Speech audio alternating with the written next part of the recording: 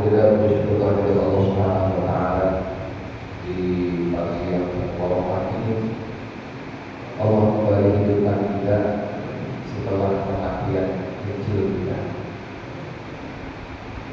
dan Allah berikan kesempatan kita mengawali hari setelah kematian kita dengan melakukan ibadah kepada Allah Subhanahu wa taala. Kita diberikan kesempatan bangun tidur ibadah. Banyak orang dari sekian banyak manusia ketika bangun tidur bukan ibadah yang dilakukan, tapi maksiat. Banyak orang yang mengawali harinya bukan dengan kebaikan, tapi dengan keburukan.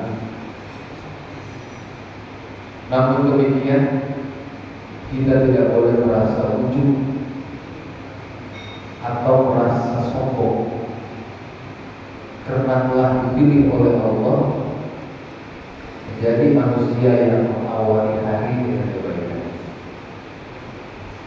Karena kalau bukan karena rahmat Allah, kalau bukan karena petunjuk dari Allah, kalau bukan karena ditentuk hati kita oleh Allah untuk melakukan ibadah,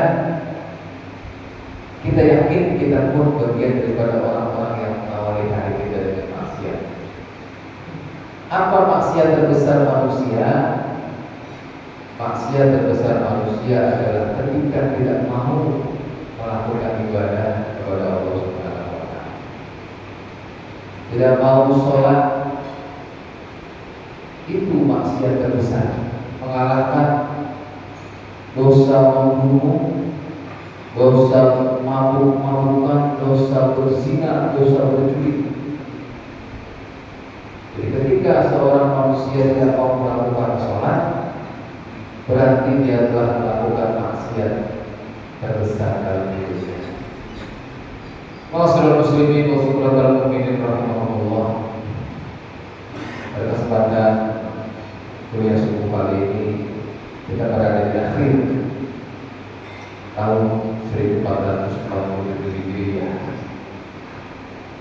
Kita tidak merasa di akhir tahun, karena biasanya akhir tahun itu bulan Desember.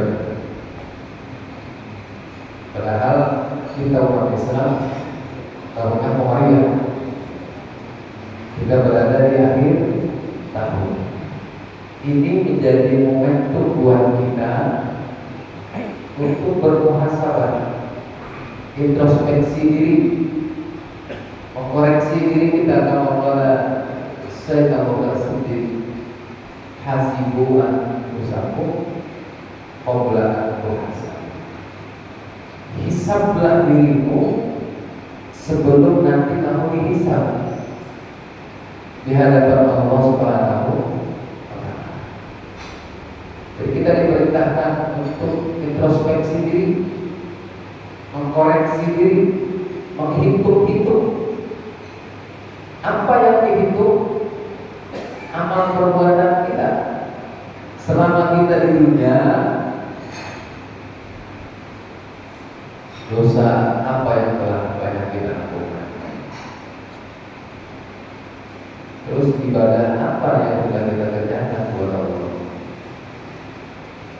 Terus kita timbang-timbang, kira-kira kalau hari ini kita mati, kita masuk ke mana? Tapi akhirat cuma dua pilihan, Pak. Betul kan? Kalau tidak masuk surga, masuk neraka. Di akhirat cuma dua pilihannya, tidak ada tengah-tengah, tidak ada. Tidak ada istirahat lama, gak jalan-jalan, gak ada. Di akhirat tujuan cuma dua. Kita mau masuk ke surga atau masuk.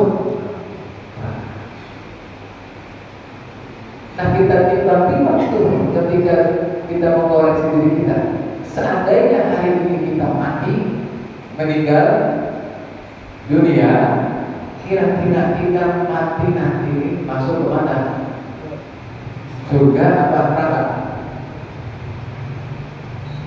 Kita perlu sebentar. Ini kalau mati masuk surga atau neraka?